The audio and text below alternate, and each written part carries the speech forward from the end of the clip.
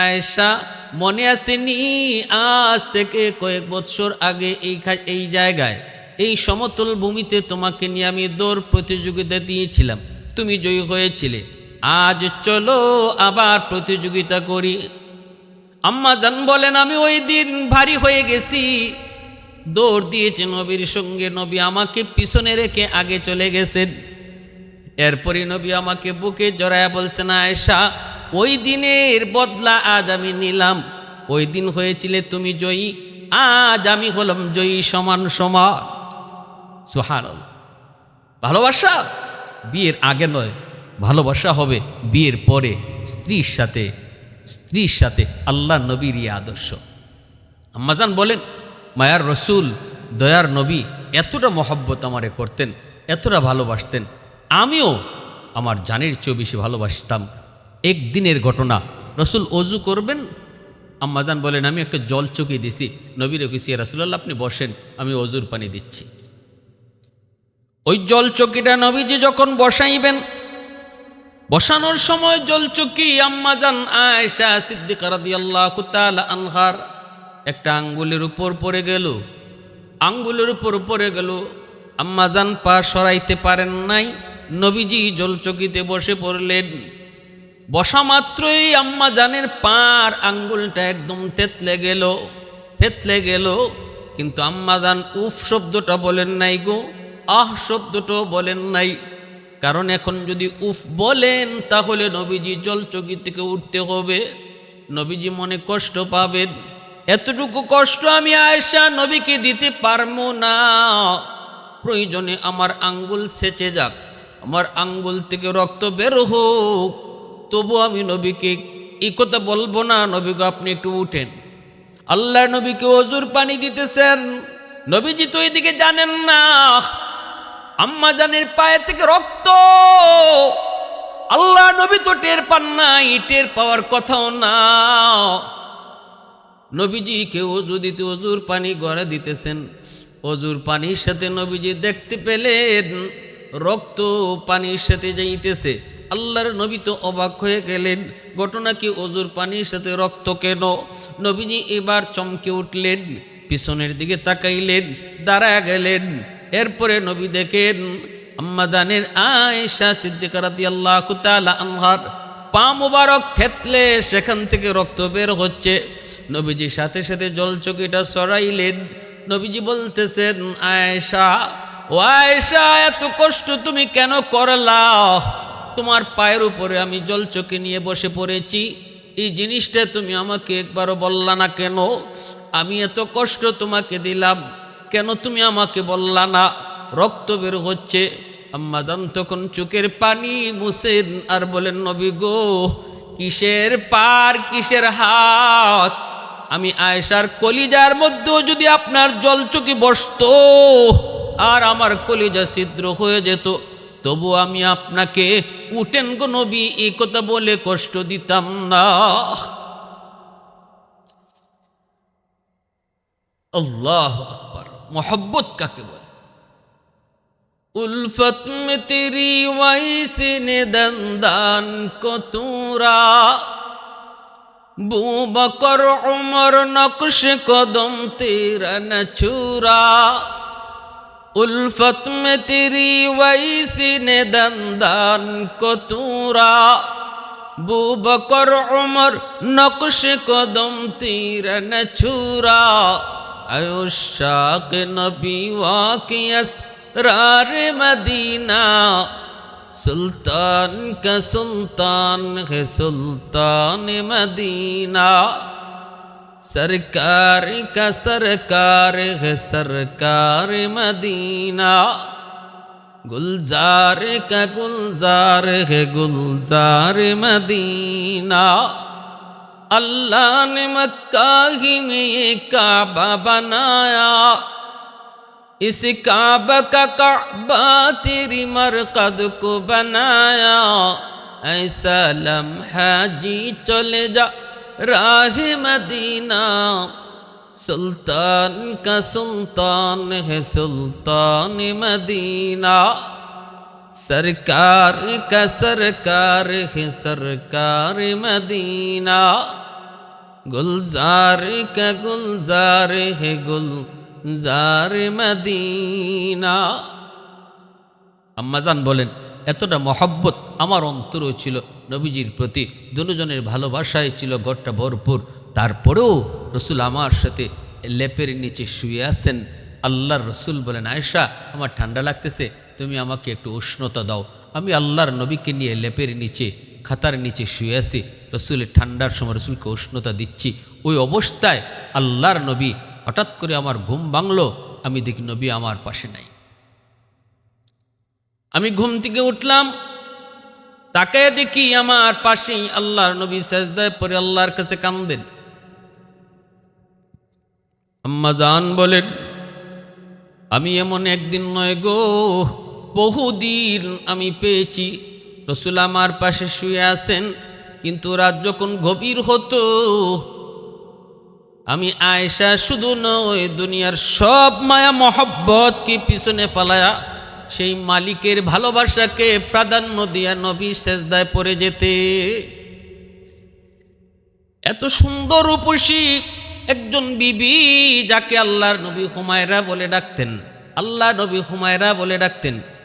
আল্লাহর নবীর বিবিদের 9 জন বিবির মধ্যে আম্মাজান আয়েশা সিদ্দিকা রাদিয়াল্লাহু তাআলা আনহা তিনি ছিলেন একমাত্র কুমারী, তিনি ছিলেন একমাত্র কুমারী, আর সবাই ছিলেন বিবাহিতা। এমন একজন কুমারী সুন্দরী বিবির পাশেও নবী শুইছেন। তারপরেও এমন একদিন 2 দিন নয়, আম্মাজান বলেন প্রায় দিন নবীজি আমার পাশ থেকে উঠে যেতেন মহব্বত এক অদৃশ্য ভালোবাসার টানে। কি সে অদৃশ্য ভালোবাসা, যে ভালোবাসার সামনে আমি আয়েশার ভালোবাসা কিছুই নয় গো।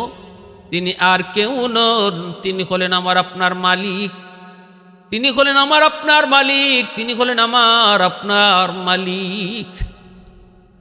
আলহামদুলিমান কদ্দারা খাইরান ওয়া খাবালা, আলহামদুলিমান কদ্দারা খাইরান ওয়া খাবালা, ওয়া শুকরু লিমান সাওয়ারা হুসনাও ওয়া জামালা, ফরদুন সামাদুন আন সিফাতিন খালকি বারিউন, রব্বুন আযালিয়ুন খালাকাল খালকা কামালা। মহব্বত আর ভালোবাসা একমাত্র কার জন্য? আল্লাহর জন্য। মান আহাব্বা লিল্লাহ ওয়া আবগাদা লিল্লাহ ওয়া আ'তা লিল্লাহ ওয়া মানা লিল্লাহ ফাকাদ ইসতাকমালাল ঈমান। আল্লাহ রসুল বলেন যে শুধু আল্লাহর জন্যই কাউকে ভালোবাসে, আল্লাহর জন্যই কারো থেকে দূরে থাকে, আল্লাহর জন্যই কাউকে দান করে, আল্লাহর জন্যই কাউকে দান করা থেকে বিরত থাকে, সে প্রকৃত মুমিন, খাঁটি মুমিন। দুনিয়ার ভালোবাসা, স্বামী স্ত্রী ভালোবাসা বলি, ভাই বোনের ভালোবাসা বলি, বন্ধু বন্ধুর প্রতি ভালোবাসা বলি, সব ভালোবাসা হবে একমাত্র কার জন্য? আল্লাহর জন্য। তখনই সেটা আল্লাহর জন্য হবে যখন সে আল্লাহর ভালোবাসার সামনে সব ভালোবাসাকে বিসর্জন দিতে পারবে। বোঝা গেল দুনিয়ার ভালোবাসা এটা সে আল্লাহর জন্যই ভালোবেসেছে, আল্লাহর ভালোবাসাকে সে প্রাধান্য দিয়েছে। আম্মাজান আয়েশা সিদ্দিকা রাদিয়াল্লাহু তাআলা আনহা বলেন আল্লাহর নবী রহমতের নবী একদিন আমার পাশে নাই। আমি ঘুম থেকে উঠে দেখি রুমেও নাই। আমি নবীজিকে খোঁজার জন্য বের হয়েছি। আমি মনে মনে ভাবতেছিলাম নবী অন্য কারো বিবির ঘরে চলে গেছেন, কিন্তু না, খুঁজে খুঁজে আমি যে দেখলাম মদিনার পাশেই কবর জান্নাতুল বাকি, সেখানে নবীজি যায় কবরস্থানে যায় কাঁদতেছেন। আল্লাহর নবীর পিছনে দাঁড়ায়া এই দৃশ্যটা দেখে আমি চুপি চুপি আবার চলে এসেছি। মনের ভিতরে আমার সন্দেহ ছিল নবীজি মনে হয় অন্য কোনো বিবির ঘরে চলে গেছেন। আল্লাহর নবী ঘরের ভিতরে ঢুকার আগে আগে আমি আবার বিছানায় শুয়ে পড়ছি, যেন নবী টের না পান আমি যে নবীকে ফলো করেছি, সন্দেহ করেছি, এটা যেন আল্লাহর নবী বুঝতে না পারেন। আমি বিছানায় শুয়ে পড়েছি, ঘুমের বান করেছি, কিন্তু নবীজি ঘরের ভিতরে ঢুইকা তিনি আমার ঘন ঘন শ্বাস এটা বুঝেই নবী টের পেয়ে গেছেন। নবী বলতেছেন আয়েশা ঘটনা কি একটু কও, আয়েশা একটু বলো কি ব্যাপার।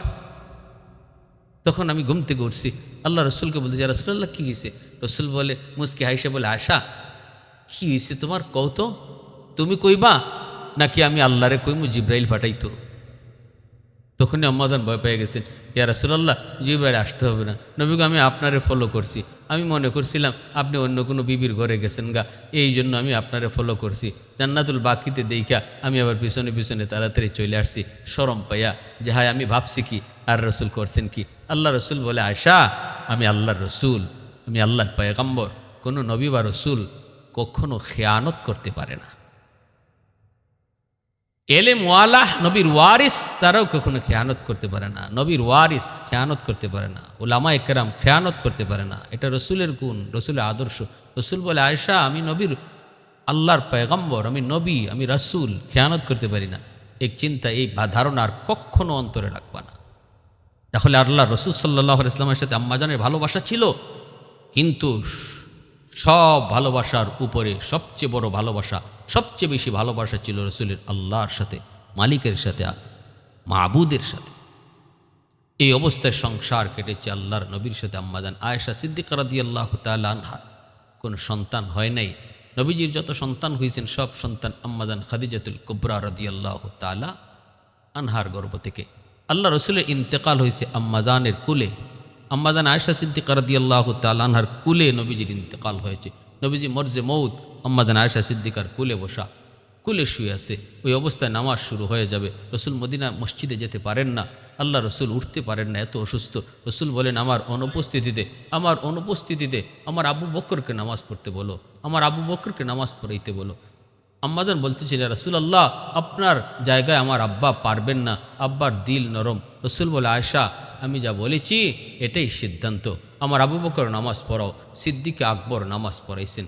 আল্লাহ রসুল জানালা দিয়ে তাকায় তাকায় দেখছেন আর আল্লাহর শুকরিয়া আদায় করেছেন, মালিক আমি দুনিয়া থেকে বিদায়ের পর আমার উম্মত কিভাবে নামাজ পড়বে, কিভাবে চলবে, এটা তুমি আমার নিজের চোখে দেখাইছো।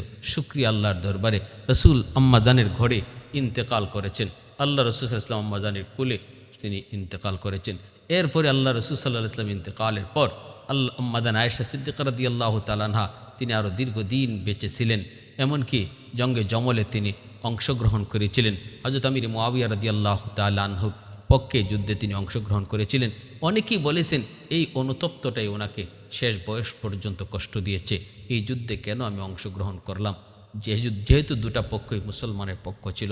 শেষ পর্যায়ে তিনি একদম একাকিত্বটাকেই খুব বেশি পছন্দ করতেন। মানুষজন ওনার কাছে আসুক, প্রশংসা করুক, এটা তিনি পছন্দ করতেন না। অসুস্থ অবস্থায়ও তিনি চাইতেন না কেউ আসুক। তিনি এই অবস্থায় আর বলতেন, শুধু আমাকে রাতের অন্ধকারে তোমরা দাফন করো, আমার ইন্তেকালের খবর তোমরা মানুষকে জানাও না, আমাকে চুপি চুপি তোমরা কবরস্থ করে দিও, আর আমাকে জান্নাতুল বাকিতে রাখবা, যেখানে রসুলের অন্যান্য বিবিরা শুয়ে আছেন সেখানে আমারে রাখবা, আমার ওখানে শোয়াইবা। ওই জায়গাতেই আম্মাজানকে শোয়ানো হলো। সেই জান্নাতুল বাকি মদিনার কবর, এখানে নবীজির মেয়ে ফাতেমা রাদিয়াল্লাহু তাআলা আনহা তিনি যেমন শুয়ে আছেন, নবীজির অন্যান্য বিবিরা যেমন শুয়ে আছেন, আম্মাজান আয়েশা সিদ্দিকা রাদিয়াল্লাহু তাআলা আনহা তিনি এখানে শুয়ে আছেন। কত বড় অবদান রেখে গেছেন হাদিস শাস্ত্রে। 2000-এর উপরে হাদিস আম্মাজান তিনি ও উম্মতকে দিয়ে গেছেন। এত বড় খেদমত তিনি পাইছেন, এত বড় খেদমত করেছেন। আল্লাহ রসুল সাল্লাল্লাহু আলাইহি ওয়াসাল্লাম সাথে আম্মাজানের বিবাহ হবে এটা আল্লাহ পাকের ইশারা ছিল, আর উম্মতের জন্য ফায়দা ছিল। অতএব রসুল যে একাধিক বিবাহ করেছেন এর উল্লেখযোগ্য দুইটা কারণ, একটা হলো সিদ্ধান্ত আল্লাহর, আর একটা হলো মানব জাতির কল্যাণ। মানব জাতির, গোটা মানব জাতির কল্যাণ, এই দুই স্বার্থে আল্লাহ পাক আল্লাহর রসুলকে এই 9টা বিবাহ আল্লাহ পাক করাইছেন। এক একজন উম্মতের মা তিনি এক এক সাইটে দুনিয়ার মানুষের জন্য খেদমত করে গেছেন। আম্মাজান আয়েশা 2000-এর উপরে হাদিস বর্ণনা করে গেছে। সুবহানাল্লাহি ওয়া বিহামদিহি, সুবহানাল্লাহিল আযীম। আল্লাহ পাক আমাদের সবাইকে রসুল